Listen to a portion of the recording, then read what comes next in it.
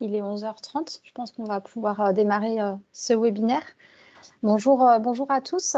Bienvenue pour ce troisième webinaire organisé dans le cadre du Salon Tech Alternance. On a décidé en fait en amont du salon de mettre en place un cycle en fait de 5 webinaires, des webinaires de techniques de recherche d'emploi pour en fait vous conseiller au mieux, vous, candidats à l'alternance, dans vos recherches d'entreprise d'accueil. Le thème de ce webinaire aujourd'hui, c'est « Rédige ton CV, ta lettre de motivation ». Il est animé donc par deux intervenants que je vais laisser se présenter. Donc, on a avec nous Sandrine Triquet, donc pour Junia. Bonjour. Et on a également Mathias Blairon-Edouard de l'école ESPL d'Angers. Bonjour, bonjour à toutes et tous. Alors du coup, le webinaire, il va durer une petite heure. Dans ce webinaire, donc, Sandrine et Mathias, en fait, vont vous donner un maximum de conseils pour optimiser vos outils, le CV et la lettre de motivation pour vos prochaines candidatures. Et surtout, n'hésitez pas, tout au cours du webinaire, via le chat, la partie conversation, de poser toutes vos questions. Soit on y répondra au fur et à mesure, ou soit on prendra un temps sur la fin de ce webinaire pour y répondre. Donc voilà, n'hésitez pas à poser toutes les questions durant ce webinaire. Je vais du coup laisser donc, la parole à Mathias qui va commencer le webinaire. Merci. Merci beaucoup Swazig. Bonjour à toutes et tous et ravi de pouvoir vous accompagner aujourd'hui sur ce webinaire. Avant de commencer, avant de vous lancer dans la démarche de création, de rédaction de votre CV, de votre lettre de motivation, il est primordial que vous fassiez un petit travail d'introspection. C'est jamais l'exercice le plus facile. En revanche, il est nécessaire pour que vous sachiez bien où vous mettez les pieds et surtout ce que vous voulez montrer de vous-même sur le plan professionnel. Donc l'objectif, c'est d'abord de réfléchir sur votre projet professionnel. Et là, on va se poser les questions qui vont nous permettre de déterminer les éléments constructifs de nos documents de candidature, et notamment notre CV et notre lettre de motivation. Et demain, quand vous serez sélectionné, votre entretien également. Donc, quelques grandes questions. Alors, il y en a d'autres qu'on pourrait rajouter, que vous pourrez trouver individuellement et qui vous permettront d'aller encore plus loin sur cette introspection. En tout cas, il y en a 5 principales qu'on va pouvoir se poser. La première d'entre elles, ou une d'entre elles en tout cas, c'est quel est le projet d'emploi global. Et là, on ne parle pas forcément à court terme, mais on parle de votre projet sur le long terme, c'est-à-dire votre projet pour votre alternance jusqu'à votre diplôme. Est-ce que vous avez envie d'aller assez loin dans les études ou pas? Après votre diplôme, une fois que vous lancerez sur le marché de l'emploi, qu'est-ce que vous avez envie de faire? Idéalement, quel est le métier, le secteur, le type d'entreprise que vous visez, hein, si on se projette à 5 ou 10 ans, hein, vous savez, c'est toujours l'exercice du futur là, qui est pas très simple, mais en tout cas, voilà, se poser cette question du projet global d'emploi, ce que vous visez, ce dont vous avez envie, ce que vous privilégiez également. Hein, il est important de se poser cette question-là, ce qu'on n'a pas envie de faire, et par déduction, ce qu'on pourrait avoir envie de faire. Une fois qu'on a dégrossi ça, c'est quel est le métier ou quels sont les métiers. C'est important aussi, il peut y avoir plusieurs réponses. Hein, on n'est pas obligé d'avoir une seule réponse et un seul fil rouge, on peut dérouler plusieurs fils, mais en tout cas, c'est avoir une idée plutôt précise de ce qu'on a envie de faire comme métier, quelle fonction. Et de fait, qu'est-ce qui nous motive à faire cet emploi, à avoir cet emploi, à faire ce métier-là demain.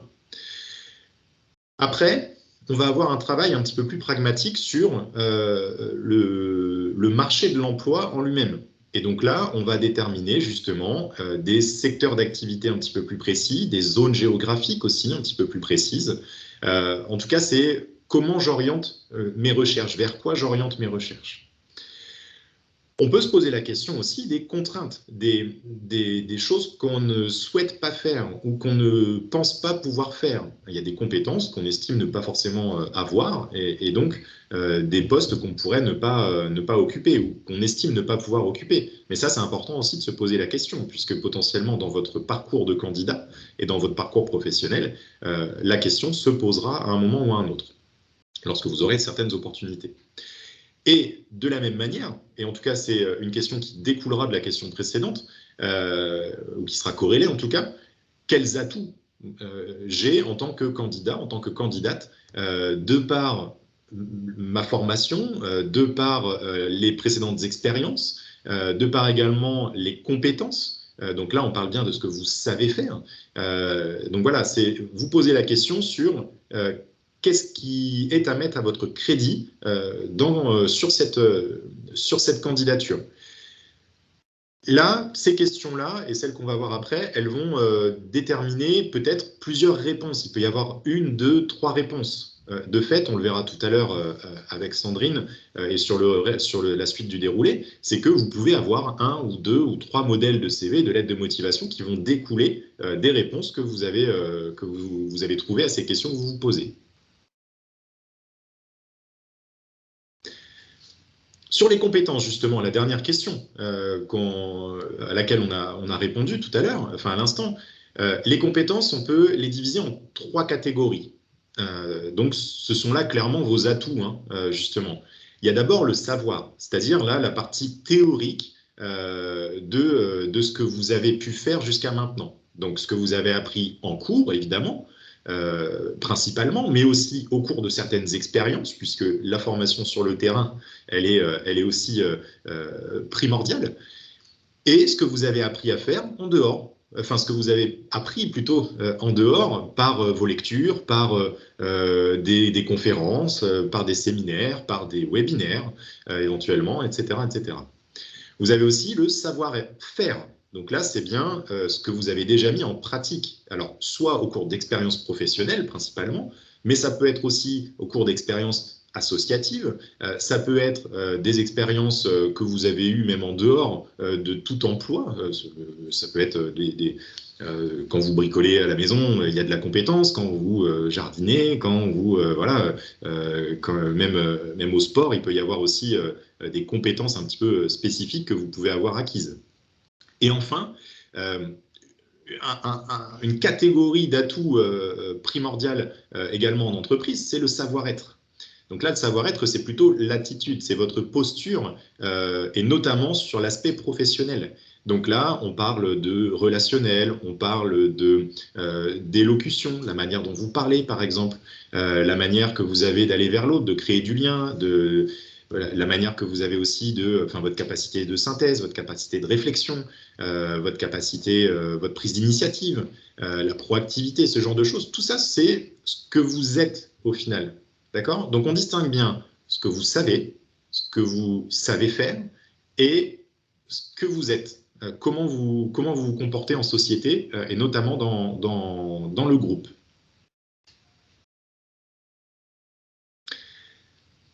Globalement, il y a une méthode intéressante, c'est de réfléchir en escalier. Donc, l'escalier vous permet d'aller étape par étape. Alors, ici, on a pris un exemple bien particulier. Après, sur les parties 1, 2, 3, 4, etc., vous pouvez évidemment les intervertir parce qu'il peut y avoir des éléments qui sont plus importants pour vous et donc vous allez axer votre réflexion d'abord sur ces points-là. Mais globalement, vous voyez, là, la méthode, on part d'un candidat qui est passionné depuis longtemps de jeux vidéo et qui écrit notamment ses propres histoires. Donc, il y a un côté déjà assez technique, il y a une maîtrise, là, vraiment, du savoir-faire, pour le coup, sur les jeux vidéo. Et puis, il y a une partie créative aussi. Donc ça, c'est plutôt le secteur d'activité. Lui, il va davantage s'orienter vers le jeu vidéo, peut-être vers l'informatique, en tout cas tout ce qui va toucher justement à la création sur cet aspect autour du gaming. L'environnement, ça c'est la question qui va se poser sur qu'est-ce que j'ai envie de retrouver dans mon activité au quotidien. Donc là, c'est justement quelques éléments propres aux entreprises. Donc ça va lui permettre de définir un profil d'entreprise sur le côté challenge et innovation notamment. Et puis, il ne se voit pas travailler tout seul. Donc lui, il a envie de travailler en équipe pour justement créer, donc en mode projet notamment, etc. Ensuite, ça peut être certaines tâches, certaines missions qu'il a déjà réalisées ou avec lesquelles il se sent à l'aise parce qu'il en a vu les bases en cours, par exemple. Donc là, il est question notamment, alors on parle de projet, hein, concevoir, innover, etc., mais aussi développer, intégrer. Là, on est plus sur la partie informatique, tester également, et puis la communication. Hein, il est bon aussi sur cette partie-là, donc il a envie de retrouver ça dans ses missions quotidiennes. Il a ensuite défini une zone géographique. Certains pays, certains continents ou certaines régions dans lesquelles il a envie de travailler. Donc ça veut dire que par déduction, il en a éliminé d'autres. Mais en tout cas, ça lui donne un cadre géographique très important aussi pour délimiter ses recherches et ne pas candidater à tout va. Et enfin, il y a deux points qui vont lui permettre d'être encore plus précis. Il y a des métiers qu'il a trouvés. Alors, soit il s'est renseigné auprès de professionnels du secteur, ou alors c'est des métiers qu'il a découverts parce que il a réalisé quelques stages ou parce qu'il s'est renseigné sur Internet. Hein, on a pas mal d'infos aujourd'hui. Et donc là, il a sorti quelques métiers principaux qui vont lui permettre demain peut-être de détailler. Et certaines entreprises, pour le coup, ou certains types d'entreprises qui vont là être propices au développement de ces métiers, au développement des missions qu'il avait identifiées. Et on pourrait même rajouter au sein de cette partie entreprise le nom de certaines entreprises aussi. Hein, ça peut être un souhait, voilà, il a envie de travailler à Ubisoft, par exemple. Hein, et ben ça, il l'a identifié et il va le mettre aussi dans son projet professionnel. Peut-être qu'il ne travaillera jamais à Ubisoft, mais en tout cas, ça lui donne un objectif, ça lui donne une cible et ça lui permet de tirer son fil rouge. Donc vous pouvez reprendre cette méthode-là à votre compte et déterminer, en tout cas sur les grandes lignes, les catégories, et puis aller progressivement vers le détail. Alors, si je peux me permettre d'intervenir, Mathias, enfin, l'importance du projet professionnel, c'est vraiment, on sait, un projet professionnel, il est évolutif. C'est pas parce qu'aujourd'hui vous avez tel projet que demain ce sera le même projet.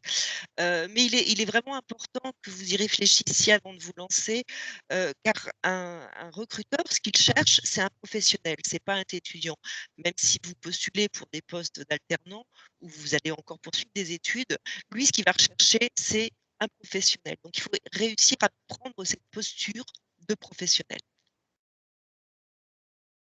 Exactement. Et ça, c'est le point de bascule, hein, justement. C'est que là, vous candidatez pour une alternance qui est un emploi à part entière. D'où le fait qu'un projet construit montrera que vous maîtrisez votre sujet.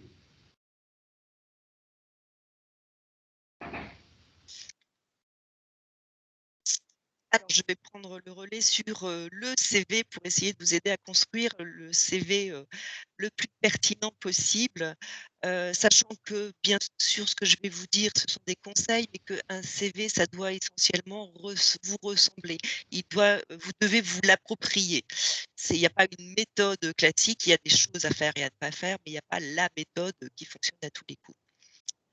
Alors déjà, on peut se poser la question de à quoi sert un CV et qu'est-ce qui est rédhibitoire dans un CV. On va poursuivre, donc à moins que quelqu'un veuille réagir sur à quoi sert un CV. Donc un CV, ça sert essentiellement à décrocher un entretien. C'est-à-dire que je reçois un CV, si le CV m'attire, si le CV me parle, si le CV correspond à ce que je recherche, je vais provoquer une rencontre, alors un entretien téléphonique, un entretien en visio, une rencontre avec la personne. Je ne pense pas qu'il y ait un recruteur qui ait jamais recruté sur le CV. Il y a toujours obligatoirement quelque chose, une présentation. Et ce CV, l'idée, c'est de réussir à donner envie aux recruteurs de vous rencontrer, d'aller plus loin. Et ce qui est totalement rédhibitoire dans un CV, ben, c'est quand j'ai le CV sous les yeux, je ne comprends pas, c'est trop compliqué, il est mal structuré, il y a des infos partout, il n'est pas lisible, il est moche. Voilà. Il n'est pas personnalisé, je ne retrouve aucun des mots-clés que j'attends. Alors, ce qui est évidemment rédhibitoire, c'est les fautes d'orthographe, jamais de faute d'orthographe dans un CV. Et puis, quelque chose de trop excentrique. Il faut bien comprendre qu'un recruteur passe peu de temps sur une candidature et que dès le premier regard, il doit être attiré et doit avoir envie d'aller un petit peu plus loin. Alors, on va rentrer sur le CV voilà. Ce qu'on vous donne, c'est une trame possible. Bien entendu, on vous indiquera plus loin des sites sur lesquels il y a des CV disponibles. Bien entendu, je vous le disais, ce CV doit vous ressembler avant tout, il doit être personnalisé. Alors, on va rentrer, donc l'entête. Une entête accrocheuse, effectivement, c'est le point de départ pour donner envie tout le temps aux recruteurs d'aller un petit peu plus loin. Si au premier regard, je ne comprends pas, c'est pas clair, je ne vois pas, je ne vais pas prendre le temps d'aller chercher au fin fond du CV pourquoi il m'écrit. Donc, l'idée, c'est vraiment d'avoir un titre qui plante le décor. Dès le départ, je sais pourquoi Maëlle Tolès, dans ce cas présent, s'adresse à moi. Donc, il recherche un BTS en alternance en tant qu'électronicien. C'est clair, c'est précis et ça m'évite en tant que recruteur de passer du temps et d'essayer de comprendre, de démêler le pourquoi du comment. Donc, on indique le poste qui est visé, le rythme de l'alternance, parce que ça, c'est très important pour une entreprise, et bien entendu, à quel niveau de formation je m'adresse. Alors, la question de la photo. Je mets une photo, je ne mets pas de photo. Il est vrai qu'une photo, c'est mieux parce que ça personnalise, ça humanise et voilà, c'est censé attirer. Par contre, évidemment, une photo qui ne vous met pas en valeur, surtout pas. La photo doit être professionnelle, souriant, avec évidemment un fond neutre derrière. Je dois faire très attention à la qualité de la photo et surtout ne pas mettre une photo qui vous dessert. Moi, parfois, j'ai des étudiants qui m'ont envoyé leur CV, la photo vraiment, elle n'est pas attractive, il est un peu fermé, genre photo d'identité où j'ai pas le droit de sourire et puis j'ai pas pensé qu'un truc capuche, ben, c'était pas particulièrement attirant. Et quand je vois la personne en réalité, je me dis, il y a un vrai décalage entre ce qu'il montre sur sa photo et ce qu'il est réellement. C'est quelqu'un de souriant, d'enjoué et c'est quelqu'un avec qui j'ai envie d'aller un petit peu plus loin. Donc voilà, la photo doit vraiment être attractive si vous mettez une photo. C'est pas Mathias, non, pas de complément à ça. Très bien. Donc les coordonnées, il faut effectivement tout le temps avoir dans l'objectif de faciliter la lecture du recruteur. Donc il doit pouvoir vous trouver facilement et savoir comment s'adresser à vous. Donc votre adresse éventuellement ou pas. Ça peut être aussi, vous pouvez indiquer que vous êtes mobile géographiquement si vous n'êtes pas attaché à une ville en particulier. Indiquer la mobilité géographique, surtout si vous postulez à une offre qui n'est pas, par exemple, dans ce cas précis, à Nantes, pour que le recruteur n'ait pas de doute sur le fait que vous puissiez rejoindre son entreprise. Un mail qui est professionnel, évidemment. Le numéro de portable, ça c'est une obligation, préciser effectivement si vous avez le permis, et puis indiquer votre âge et votre date de naissance, notamment dans les contrats en alternance, c'est important pour que l'entreprise puisse comprendre à quel niveau d'aide elle pourra prétendre. Mathias, je n'ai rien oublié? Du tout. Alors, le profil, c'est en général ce qui va être lu en premier. On va regarder un petit peu. Et là encore, mon conseil est de le personnaliser le plus possible. C'est ce qui va vous permettre de vous démarquer. Là, on est rentré actuellement en classe de terminale, bac pro, ça. C'est une façon de faire, mais il y en a une qui est plus pertinente, mais il faut dans ce cas-là avoir vraiment des convictions et une véritable accroche. C'est-à-dire que il faut personnaliser le profil en indiquant qui vous êtes, quelles sont vos convictions. Voilà, en essayant de vous présenter vous, en essayant. Alors, c'est 1, 2, 3 phrases, hein, pas plus. C'est toujours très court. Mais là où vous pouvez vous démarquer, à condition que ce soit bien fait, c'est d'indiquer votre conviction, d'indiquer le secteur qui vous intéresse. Voilà, par exemple, qui je suis, ma conviction du marché. Je suis quelqu'un qui a comme valeur les enjeux écologiques, par exemple. Donc, ça peut être tout et n'importe quoi, mais c'est quelque chose qui vous est propre, qui vous ressemble vraiment, qui est quelque chose qui est important pour vous. J'ai envie, et d'où l'importance, comme on vous l'a décrit au préalable, d'avoir réfléchi à votre projet professionnel.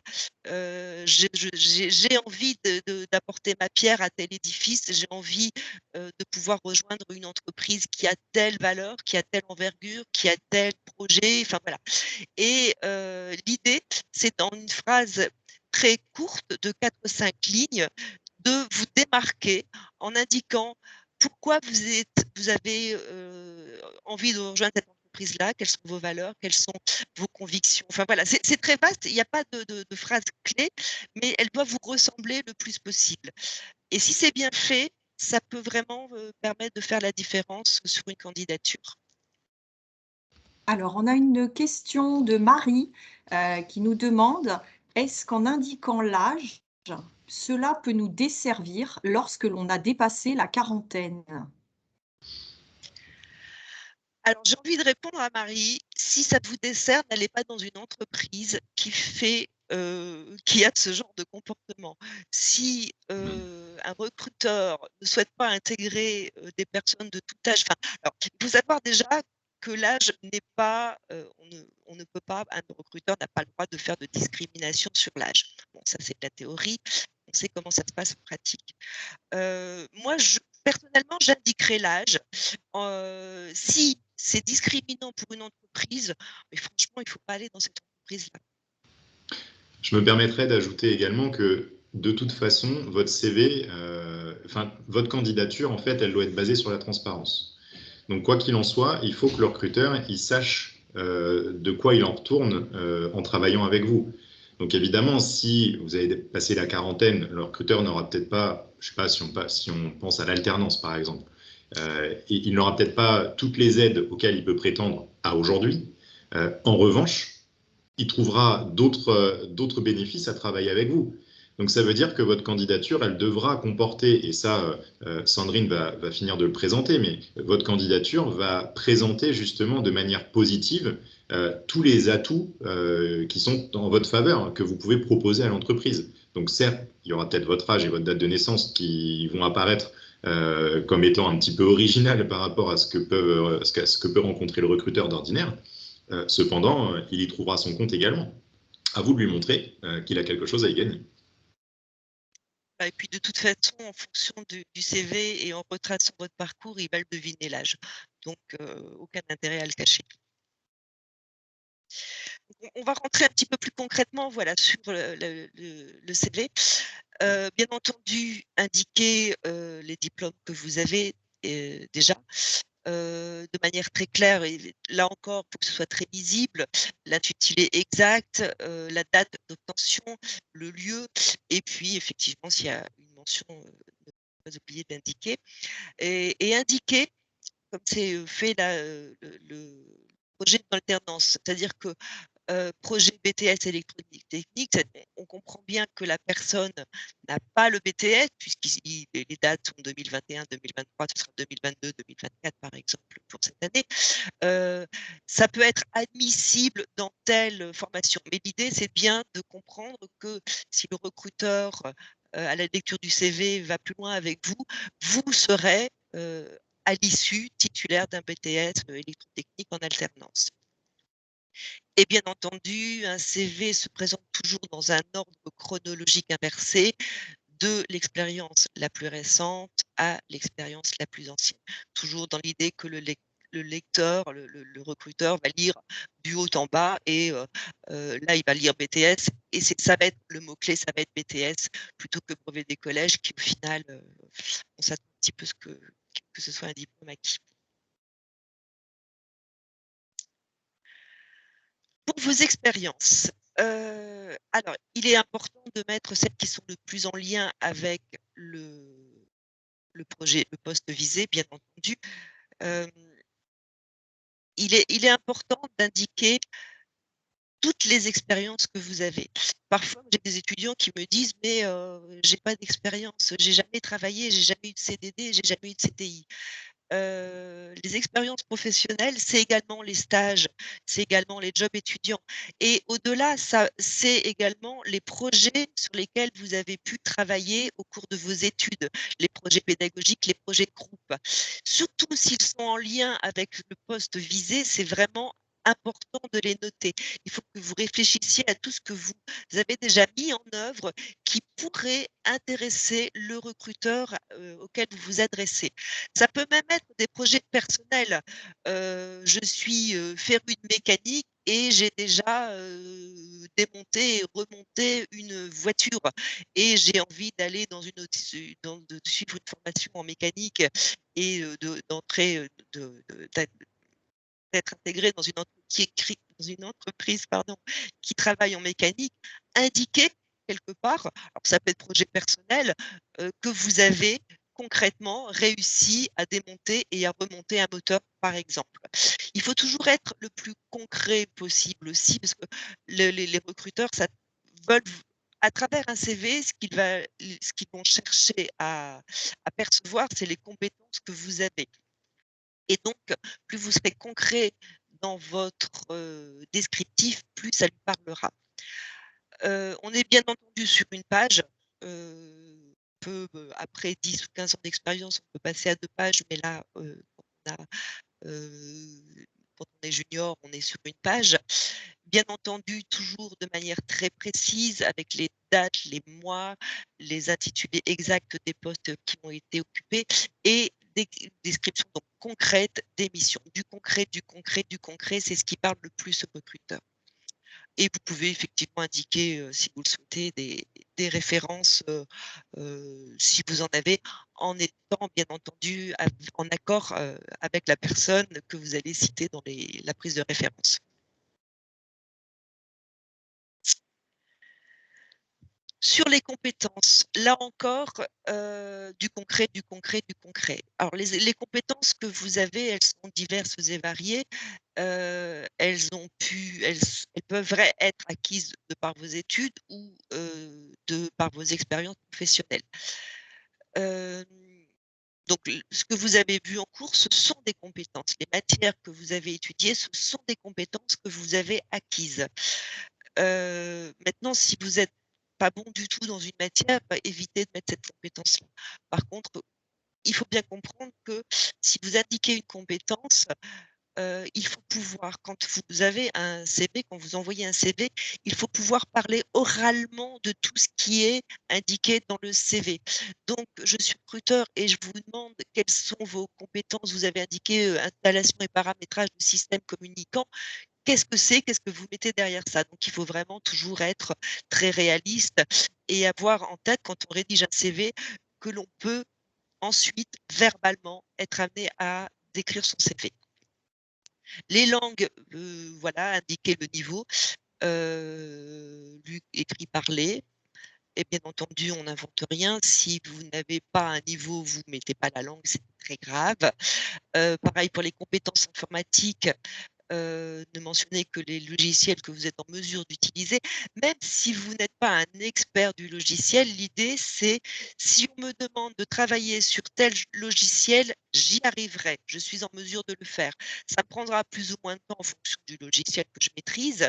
Par contre, un logiciel où vraiment je n'arriverai jamais à m'en servir, on l'indique pas. Ou je ne le connais pas du tout, on ne l'indique pas. Et bien entendu, le plus possible, faire correspondre votre CV à l'offre à laquelle vous répondez. Il faut toujours avoir une lecture très attentive de l'offre.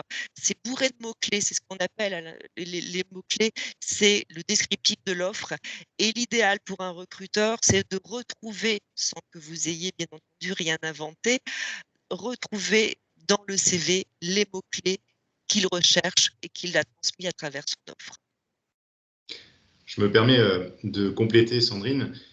Sur les compétences, effectivement, hein, c'est ce que cherchera le recruteur. Il veut effectivement savoir ce que vous savez faire concrètement. Donc, ce que disait Sandrine, en gros, c'est n'indiquer que ce que vous savez faire, savez utiliser, etc. N'allez pas vous faire piéger avec des informations qui seraient soit trop vagues, soit un peu floues, ou que vous avez mises pour faire bon genre. Évidemment, si vous mettez, par exemple, c'est le piège, et c'est pour ça on a précisé sur les logiciels, vous mettez maîtrise du pack Office. Alors déjà, le pack Office, il y a pas loin d'une dizaine de versions différentes entre le pack Office Family, 365, Pro, etc. Donc au final, ça représente une quarantaine de logiciels différents. Est-ce que vous maîtrisez les 40 logiciels différents? Non. Donc mentionnez les logiciels que vous savez utiliser, Excel, Word, PowerPoint, peut-être Access, InDesign, etc. Teams fait partie aussi du pack Office. Mentionnez-les. L'objectif, c'est que vous puissiez montrer demain que vous savez les utiliser et que vous allez progresser dans l'utilisation. De la même manière, si en entreprise, vous avez utilisé un CRM ou un ERP, je ne sais pas si ça vous parle, ce type de logiciel, mais ce sont des logiciels de CRM qu'on utilise dans la relation client et les ERP qu'on utilise notamment dans toute la vie d'un produit, commande, facturation, suivi, gestion de stock, suivi de flux, etc. Si vous avez utilisé des logiciels comme ça, mettez-les. Si vous avez utilisé des logiciels de compta, par exemple, ça veut dire qu'en fait, vous êtes sensible à l'outil. Vous savez, vous êtes familier. En tout cas, vous n'aurez pas de mal à en utiliser un nouveau, par exemple. Sur les langues également, on vous parle d'un niveau CECR ou TOEIC si vous les avez passés. Je me permets de vous mettre en commentaire un lien vers un site qui va vous permettre d'avoir un niveau, alors c'est approximatif, mais un niveau notamment pour l'anglais, un niveau B1, C1, etc. Ça c'est pareil, n'allez pas vous faire piéger avec bon niveau d'anglais. Ben non, c'est quoi bon niveau d'anglais? Est-ce que pour vous c'est bon niveau d'anglais, mais pour le recruteur, il va vous demander, il va vous faire parler en anglais et vous serez incapable de lui répondre. Donc n'allez pas vous faire piéger, ça c'est bien important. Je te laisse la parole, Sandrine. Merci, c'est effectivement tout à fait pertinent. Les centres d'intérêt, donc indiquez bien entendu vos centres d'intérêt. Alors l'idée, c'est pas je raconte ma vie et j'explique. Il faut bien comprendre que les centres d'intérêt, c'est ce qui va permettre aux recruteurs de se faire une idée de votre personnalité. Il faut bien comprendre aussi qu'un recruteur, quand il recrute, il a bien entendu des attentes par rapport à vos compétences, mais ce qui va le plus avoir les compétences, ça s'acquiert. Si vous ne les avez pas, on vous permettra de les acquérir d'une façon ou d'une autre. Par contre, le savoir-être, le savoir-faire, c'est des choses beaucoup plus intéressantes pour un recruteur. Et c'est vraiment ce qui va lui poser la question. Un recruteur, la crainte qu'il a, c'est que vous ne vous intégriez pas à son entreprise, que vous n'adhériez pas à sa culture d'entreprise, que vous ne soyez pas un élément moteur dans son entreprise. Donc vraiment, les centres d'intérêt, c'est ce qui va lui permettre de se faire une idée de la personne que vous êtes, d'où l'importance de les indiquer. Il faut bien entendu les indiquer, alors c'est pas une liste à l'après-vert, plein de choses, ça c'est pas la peine d'en mettre plein. Là encore, comme disait Mathias, on peut très bien aller vous interroger sur vos centres d'intérêt. Ah très bien, vous êtes sportif, parlez-moi de votre poste d'avant-centre au Sporting Club de Nantes. On peut, voilà, c'est aussi des choses dont vous êtes en mesure que vous pouvez parler. Si vous indiquez que vous faites de la danse, vous pouvez préciser quelle danse, quel type de danse, et ne dites pas ah bah oui, c'est de la danse classique, j'en ai fait entre 4 et 5 ans, donc j'ai mis danse sur le CV. On est bien d'accord, ça peut pas marcher. C'est vraiment des choses qui sont relativement actuelles ou pas très loin, en tout cas, au niveau temps. Mais donc vous pouvez là encore parler et essayer de préciser un petit peu. Ça donne, par exemple, si vous indiquez que vous êtes dans une équipe de foot, vous pouvez indiquer avant-centre. Ça donne aussi une petite idée de votre personnalité parce qu'un avant-centre ne se positionne pas sur un terrain de la même façon qu'un défenseur. Donc préciser voilà, les voyages, les pays, les continents que vous avez visités et bien entendu également le bénévolat. Et le bénévolat, selon ce que vous pouvez indiquer, ça peut aussi être indiqué dans les expériences professionnelles. Ça peut faire partie des expériences professionnelles selon les missions que vous avez pu mener et quel type de bénévolat vous avez pu faire. Voilà pour les centres d'intérêt. Alors, on va passer à la forme. On est bien d'accord, le CV, il doit vous ressembler, il doit vous plaire à vous essentiellement. on évite bien entendu, comme on l'a dit au préalable, tout ce qui rend le CV moins lisible. Il faut toujours qu'il soit très lisible. Donc les outils, la couleur, la disposition, c'est ce que nous allons voir maintenant. Donc les outils, vous avez pléthore de sites gratuits, Canva, modèle de CV, et vous avez également Word qui permet, si vous maîtrisez bien Word, de faire des CV très intéressants, de très beaux CV. À vous d'aller explorer et de voir l'outil qui vous convient le mieux. Mais j'insiste encore sur le fait que le CV doit surtout vous ressembler à vous. Concernant la couleur, alors mieux vaut mettre un peu de couleur. Maintenant, surtout pas un CV qui ressemble à un colibri où il y a plein de couleurs et au final, ça devient un CV pas beau. Vous pouvez en mettre un peu. Mettez là encore des couleurs, si vous mettez de la couleur, des couleurs qui vous parlent, qui ont une signification pour vous. Et alors 3 couleurs, c'est vraiment un maximum, sauf si vous postulez à un poste où on vous demande d'être un petit peu créatif. La couleur ne doit pas desservir la lisibilité, du CV. Donc restez très, et un CV en noir et blanc, c'est pas non plus, inenvisageable. Mathias? Non, mais effectivement, cette question de la couleur, c'est pas qu'elle est primordiale, mais elle peut, vous savez ce qu'on dit, hein, c'est le premier, la première impression qui compte. Bah, effectivement, si on a un CV avec des couleurs qui vont pas ensemble ou qui font mal au crâne, le recruteur, il va tout de suite avoir un préjugé sur votre CV. Donc, limiter les risques de préjugés. Effectivement, hein, vous pouvez envisager un CV en noir et blanc qui peut être bien agencé, qui peut être très propre, ou alors avec une couleur que vous allez reprendre à droite à gauche pour certains titres ou ce genre de choses. Ça, c'est tout à fait envisageable. Alors, concernant la disposition, ce qu'il faut surtout, bien entendu, c'est que ce soit très clair, très facile à lire. Je répète, 30 secondes passées par un recruteur sur un CV. Donc, s'il doit commencer à essayer de comprendre de quoi il s'agit, il va lâcher le morceau. Donc, vraiment que ce soit très clair. Et la disposition, c'est ce qui va permettre d'avoir un CV le plus clair possible. Bien entendu, une seule typo. On peut jouer un petit peu sur la police, mais vraiment l'idée c'est que ce soit très lisible. Si je mets de la majuscule, je mets tous les titres en majuscule. Si qu'on puisse très très vite se repérer dans votre CV et que ce soit pas qu'on n'ait pas à chercher l'information, qu'elle soit vraiment très facile, très accessible d'emblée. Sur la disposition, Mathias, quelque chose de particulier? Oui, c'est vrai que sur l'agencement général de votre CV, moi j'y accorde un œil assez attentif. J'aime bien tout ce qui est aligné et effectivement tout ce qui est harmonisé. C'est-à-dire que si vous mettez des titres avec une typo particulière ou si c'est en gras par exemple, assurez-vous que tous les titres sont de la même taille de police avec du gras, la même couleur et bien alignés correctement. Donc avec des outils comme Canva ou PowerPoint par exemple, vous avez des alignements qui se font facilement. Donc, gardez bien ça en tête, c'est qu'il faut donner aussi l'impression que vous avez maîtrisé votre CV, vous maîtrisez l'outil déjà de base, hein, ça donne aussi une idée de votre compétence informatique. Donc évidemment, soyez rigoureux. Et ça, c'est d'autant plus vrai justement que votre CV va montrer aussi votre organisation sur le plan professionnel. C'est des choses qu'on devra retrouver évidemment sur le terrain demain quand vous serez recruté. Alors les conseils, faites relire votre CV à votre entourage. Vraiment, c'est important. Quand vous êtes plongé dans votre CV, vous ne voyez plus, vous pouvez passer à côté d'une faute d'orthographe et tout votre entourage doit pouvoir comprendre ce CV.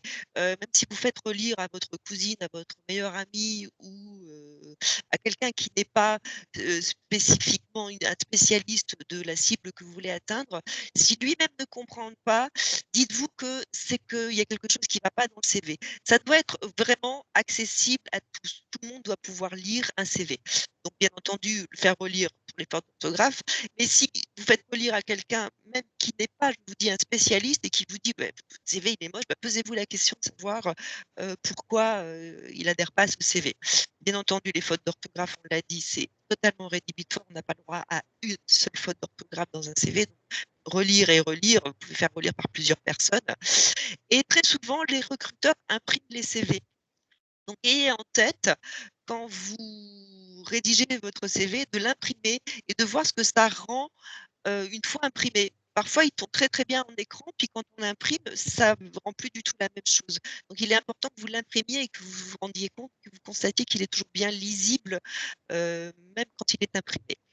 Et puis, l'envoi du CV qui doit aussi être clair, donc bien entendu en PDF, mais pas avec des noms un peu bizarres. CV revu pour la 10e fois comme titre, ça ne va pas, quoi.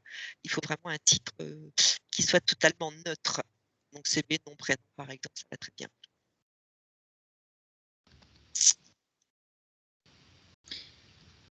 Ok, merci Sandrine, je reprends le relais. Cette fois, donc, sur la lettre de motivation, puisque c'est, si on suit le cheminement, c'est la continuité de votre CV. Donc effectivement, comme l'a dit Sandrine, votre CV, c'est la première chose que va voir que va voir le recruteur. Il va passer 30-40 secondes à lire votre CV. Vous lui aurez donné envie d'en savoir davantage sur vous, puisque vous aurez été suffisamment précis, mais en même temps assez synthétique. Donc, il va avoir envie d'en savoir beaucoup plus sur vous. Et là, la lettre de motivation, même si aujourd'hui, c'est un outil qui n'est plus forcément très demandé dans les candidatures, ça reste quand même un moyen de développer vos motivations. C'est logique, c'est son nom, mais peut-être aussi de vous démarquer. La lettre de motivation, là, on est sur un exercice de rédaction. C'est jamais très simple. Ça, c'est une évidence. En revanche, ça va demander un travail préparatoire supplémentaire. Donc, il y a déjà le travail que vous avez fait sur votre parcours, sur votre projet professionnel, pardon, et votre parcours, évidemment, puisque c'est aussi une rétrospective de votre parcours. Vous avez structuré, organisé, rédigé votre CV, il est finalisé. La lettre de motivation, elle va, elle, répondre à des codes un petit peu différents. Donc, on va refaire ce travail de préparation. Qu'est-ce qu'on a envie de dire dans cette lettre? Donc, on va reprendre éventuellement les éléments qu'on a mis dans notre travail sur le projet professionnel, les éléments qui sont sur le CV, et essayer de voir lesquels on a envie de développer, lesquels sont à notre avantage, ou lesquels répondent le plus aux attentes, par exemple, sur le poste, ce que vous avez pu lire dans l'offre, par exemple. Donc, un petit travail préparatoire, vous mettez des idées qui vous viennent comme ça, vous êtes bien renseigné sur l'entreprise aussi, c'est important, d'avoir cherché sur le site institutionnel, par exemple, des informations sur la date de création de l'entreprise, son organisation, son organisation spatiale, son organigramme, les principales missions ou secteurs d'activité dans lesquels elle opère, etc., etc. Vous avez pour l'emploi, donc comme l'a dit Sandrine, l'offre en elle-même qui est suffisamment précise pour faire ressortir des mots-clés, donc des choses sur lesquelles vous allez vous appuyer justement pour rédiger et votre CV et votre lettre de motivation. Et puis sur vous-même, vous avez fait le travail d'introspection au préalable. Ce travail-là va vous permettre ensuite de faire une première ébauche de votre lettre de motivation, et notamment en couchant sur le papier des idées un petit peu plus précises.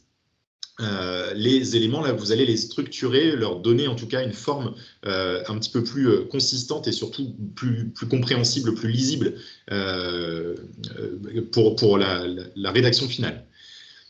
Ensuite, comme votre CV a été organisé, vous allez organiser la lettre de motivation.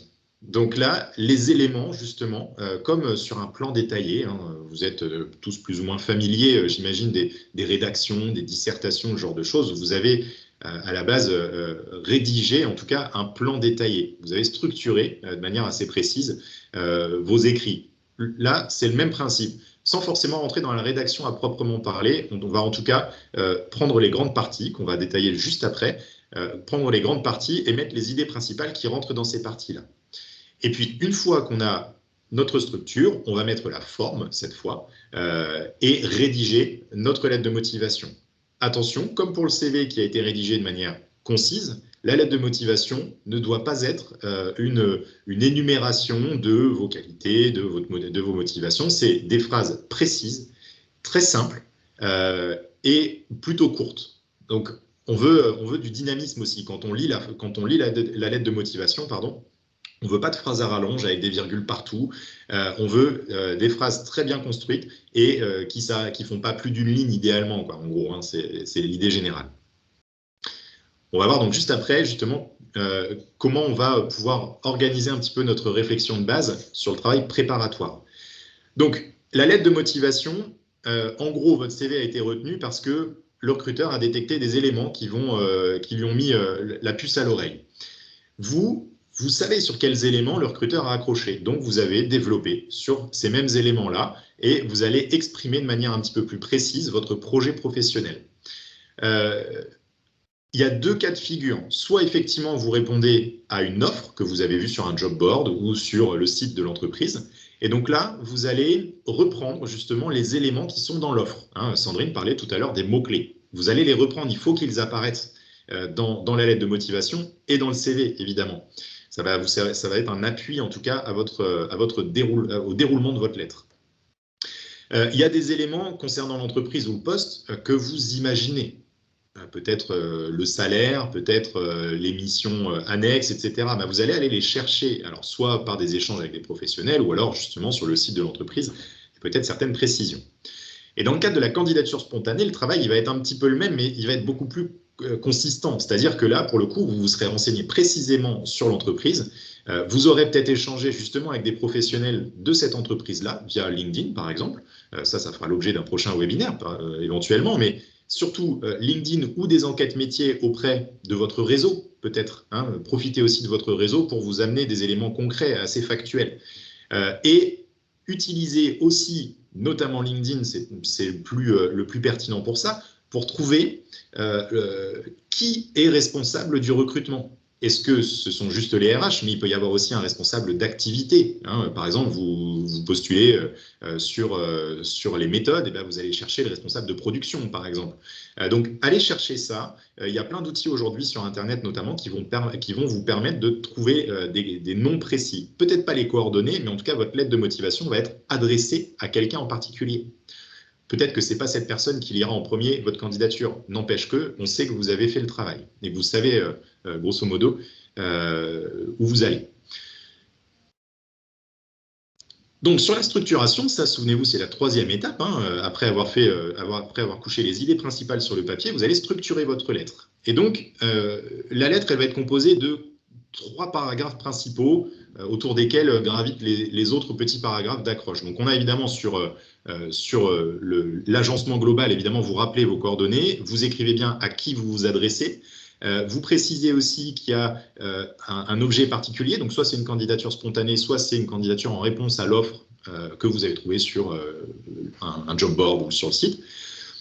En accroche, il faut que vous redéfinissiez, vous reprenez un petit peu le pitch que vous avez mis dans le CV. Hein, vous vous souvenez, la petite phrase d'accroche. Vous reprenez cet esprit-là. Il faut que ce soit dynamique, que ça donne envie de lire la suite. Donc, voilà, vous êtes admis dans telle formation, vous avez une vraie affinité avec le secteur de l'aéronautique. Vous positionnez donc sur le poste de assistant méthode dans telle entreprise. Et après, vous déroulez donc là en 3 temps. Le premier, vous parlez de l'entreprise. Un recruteur et une entreprise, de manière plus générale, dans une campagne de recrutement, aiment être flattés, en quelque sorte. Donc, n'hésitez pas à exprimer clairement pourquoi vous vous adressez à cette entreprise, ce qui vous plaît, ce qui vous intéresse clairement dans cette entreprise. Est-ce que c'est le secteur d'activité? Est-ce que c'est les moyens mis en œuvre? Parce que voilà, technologiquement, l'entreprise est à la pointe. Parce que on travaille sur le web, parce que vous connaissez les valeurs de l'entreprise, parce que voilà. Exprimez en tout cas les raisons et l'intérêt que vous portez à l'entreprise. Ensuite, vous allez donner envie à l'entreprise de travailler avec vous. Donc, vous allez expliquer quels sont vos atouts. Et là, vous allez ressortir justement de votre parcours professionnel, de votre projet professionnel et du CV, les principales composantes justement de votre candidature. Donc ça peut être des compétences, ça peut être une expérience bien spécifique, ça peut être un savoir-être très, très particulier, etc. Et le troisième paragraphe, finalement, c'est 1 + 1 = 2. Donc, qu'est-ce qu'on va faire ensemble? Voilà, où moi j'ai envie d'aller, où j'ai envie d'emmener l'entreprise. Je suis sûr que notre collaboration pourrait être fructueuse parce que ci ou ça, etc., etc. Il va falloir là montrer justement que vous êtes conscient de ce que vous pouvez apporter à l'entreprise. Et en conclusion, soyez toujours aussi dynamique et donnez envie, emmenez le recruteur sur l'entretien. Vous lui dites, j'ai hâte de vous rencontrer, dans l'idée en tout cas, j'ai hâte de vous rencontrer pour pouvoir vous exposer de vive voix mes motivations, etc. Il faut que vous l'emmeniez avec vous, le recruteur. Hein, c'est tout l'enjeu là de cette lettre de motivation, c'est que le CV l'a accroché et là vous l'emmenez. Et là, il n'y a plus d'autres possibles, vous l'avez hameçonné et il veut vous rencontrer, donc il va vous appeler. Puis évidemment, vous clôturez par la formule de politesse classique. N'en faites pas des caisses, n'en faites pas trop sur la formule de politesse. Il faut rester plutôt sobre, mais montrer encore une fois que vous avez une posture professionnelle. Petite précision sur la lettre de motivation, elle peut être manuscrite.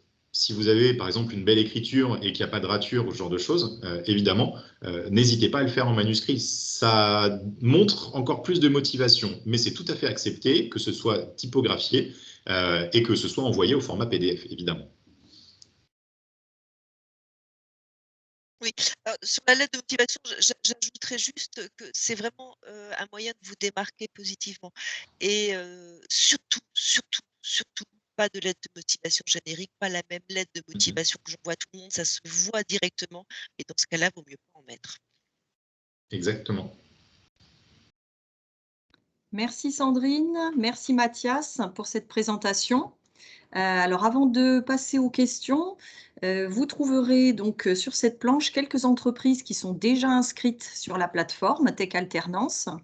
D'autres entreprises s'inscrivent chaque semaine, donc n'hésitez pas à aller consulter la plateforme très régulièrement. Je vous rappelle que les offres des entreprises sont publiées depuis ce lundi 7 mars et les entreprises déposent donc régulièrement leurs offres sur la plateforme. Donc, il ne faut pas hésiter à vous connecter régulièrement pour consulter et postuler à ces offres. Alors, nous allons maintenant passer à vos questions. Alors, une première question. Comment être original dans une lettre de motivation ? C'est une bonne question. Alors, original, attention, pas trop, pas assez. Moi, je dirais la lettre de motivation doit vous ressembler également. L'idée, c'est vraiment, plutôt qu'original, c'est ciblé. Et quand vous lisez une offre ou quand vous regardez le site d'une entreprise, si vous vous dites « Ah, j'adore ce qu'il raconte là, ça c'est vraiment… mais il faut que ce soit sincère, bien entendu, ça me parle », vous pouvez l'indiquer et ça peut être original. Le moyen de se démarquer, c'est vraiment de démontrer que vous connaissez l'entreprise et que si vous vous adressez à elle, c'est pas par hasard, c'est parce que vous avez des choses en commun, des valeurs communes, que vous avez vraiment envie de la rejoindre et que voilà, c'est là par ça que vous allez plus vous démarquer que alors l'originalité, je sais pas ce qu'on met derrière, mais méfions-nous. Moi, je ne suis pas partisane d'avoir un ton particulier ou une approche un peu particulière. On tutoie pas son recruteur pour sortir du lot, surtout pas. Merci. Alors, une autre question. Alors, vous y avez déjà plus ou moins répondu, mais bon, je la repose. Donc, faut-il avoir plusieurs lettres de motivation personnalisées lorsqu'on postule à plusieurs offres en même temps? Dans une même entreprise. Ouais. Je ne sais pas si ce serait dans une même entreprise, mais dans l'absolu, oui. Ayez plusieurs lettres de motivation. Vous pouvez avoir, en fait, c'est ce qu'on disait en préambule, vous pouvez avoir plusieurs modèles. 1, 2, 3 modèles en fonction, par exemple, du secteur d'activité, en fonction du poste recherché. La lettre de motivation, à la différence du CV qui va être, lui, très pragmatique, la lettre de motivation, ça va demander justement un effort de rédaction. Donc, on attendra de vous qu'elle soit personnalisée. Donc, vous aurez peut-être effectivement le paragraphe entreprise. que vous allez adapter à chaque fois. Peut-être que vos atouts, vous allez moduler en fonction du modèle. Par contre, pour chaque candidature, il vous faudra peut-être reprendre, enfin, c'est pas peut-être, c'est sûr, il vous faudra reprendre les éléments qui ont trait à l'entreprise. Parce que, à moins que ce soit des entreprises sœurs ou des entreprises qui travaillent dans le même secteur d'activité sur les mêmes fonctions, sur les mêmes missions, ça va être compliqué d'envoyer des offres, des lettres similaires. Donc plusieurs modèles, mais adaptés à chaque fois. Merci. Alors, on a encore le temps pour une dernière question. Dois-je imprimer plusieurs CV pour venir au salon Tech Alternance?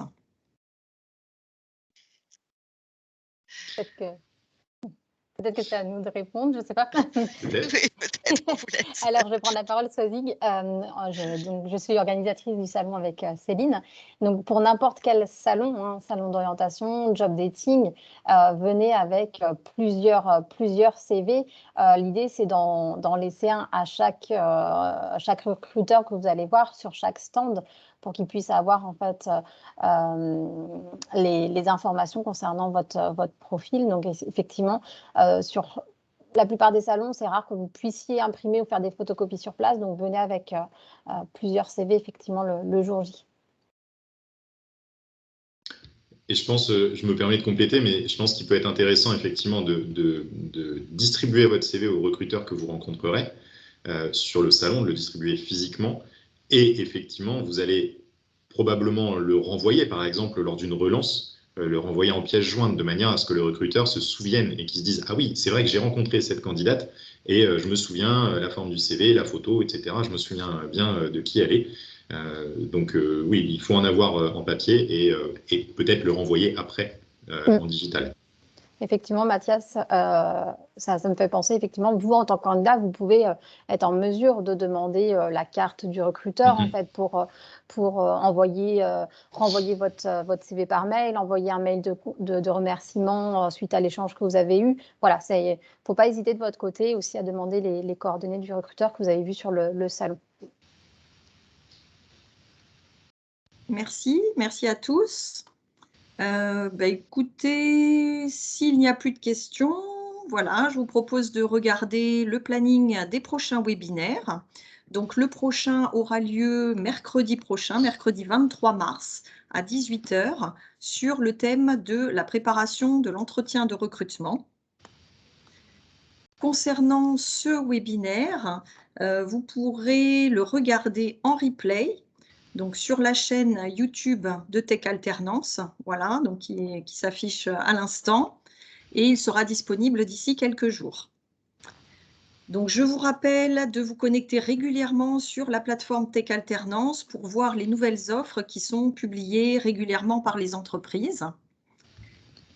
Eh bien, écoutez, merci à tous pour votre participation et je vous souhaite une très bonne journée. Merci beaucoup. Merci également. Bonne journée à vous. Au revoir. Au revoir.